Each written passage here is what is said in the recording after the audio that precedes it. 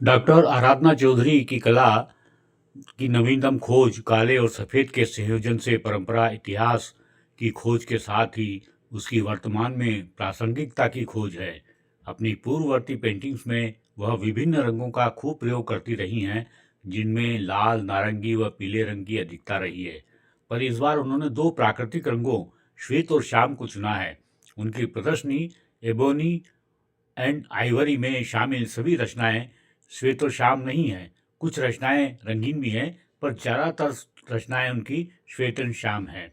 Ebony और Ivory वस्तुतः piano की काली व सफ़ेद कीज है, जो संगीत का सृजन करती हैं। पियानो की कीज का काला और सफ़ेद रंग संगीत के दो रंगों की तरफ इशारा करता है, प्रसन्नता और उदासी। काला रंग और सफ़ेद रंग दिन और रात, अच्छाई और बुराई, अतीत और वर्तमान की तरफ भी संकेत करता है। आराधना चौधरी की कला पर आगे चर्चा से पहले आइए जानते हैं वरिष्ठ कलाकार श्री नरेश कपूरिया उनकी कला के बारे में क्या कहते हैं। हाँ, कौन सा दूंगा? सर, आपने आराधना जी का काम देखा है, तो आपको कैसा काम लगा? कुछ अपनी राय बताइए। मेरी राय तो ये है, बिल्कुल यूनिक काम कर रही हैं। एक एक एक्सपेरिमेंट है जो आर्ट के अंदर जो कई लोग नहीं करते, वो कई लोग करते हैं। Experimental work is very important. तो मुझे तो देख के बड़ा अच्छा लगा। डिफरेंट काइंड ऑफ स्ट्रक्चर्स हैं, स्ट्रोक्स हैं, देखने में मज़ा आता है, क्योंकि मैं खुद ऐसे काम करता हूँ। जी। डिफरेंट टाइप के काम करना है, उसमें जो मज़ा आता है वो किसी मज़ा नहीं आता। पेशे से डॉक्टर और स्वभाव से कलाकार डॉक्टर आराधना चौधरी के लिए कला सिर्फ आत्म अभिव्यक्ति नहीं है।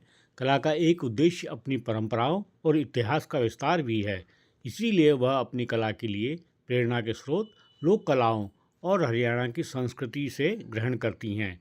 इसीलिए उनकी रचनाओं में लोक कलाओं जैसी मासूमियत है, तो सांस्कृतिक प्रवाह भी शामिल है। लोक कलाओं की परंपराओं को उन्होंने समकालीन कला भाषा में रचते हुए उन्हें आने वाली पीढ़ी के लिए उपहार माना है। वर्तमान पीढ़ी जिस तरह से अपनी संस्कृति और लोक कलाओं से विरक्त होती जा रही है, उसे देखते हुए उन्हें लगता है कि एक कलाकार के रूप में उनका दायित्व है कि वह इस परंपरा और संस्कृति को विस्तार दें। काले और सफ़ेद के अनेक संदर्भ की जगह आराधना चौधरी उसके संगीत वाले पक्ष को अधिक महत्व देती है। उनकी प्रदर्शनी में शामिल कई रचनाएं पूरी तरह अमूर्त हैं। इन गोलाकार रचनाओं में से कई में रेखाओं की उपस्थिति है, पर उनमें कोई रूप पहचान पाना संभव नहीं है।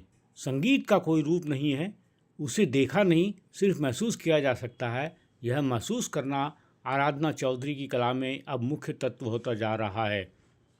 इसीलिए हम पाते हैं कि उनकी नई रचनाओं में रेखाएं हैं, उनमें त्रिआयामी आभास भी है, पर कोई एक ऐसा रूप नहीं है जिसे हम बिल्कुल एग्जैक्ट पहचान सकें या स्थिर कर सकें कि ये किसी चीज़ का है, किसी व्यक्ति का है या किसी पशु का है।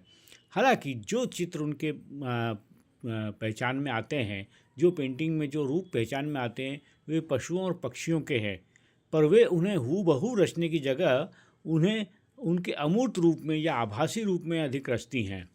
लोक कलाओं से उन्होंने घोड़े और ऊँट को मुख्य रूप से रचा है, जो अमूर्त शैली में है।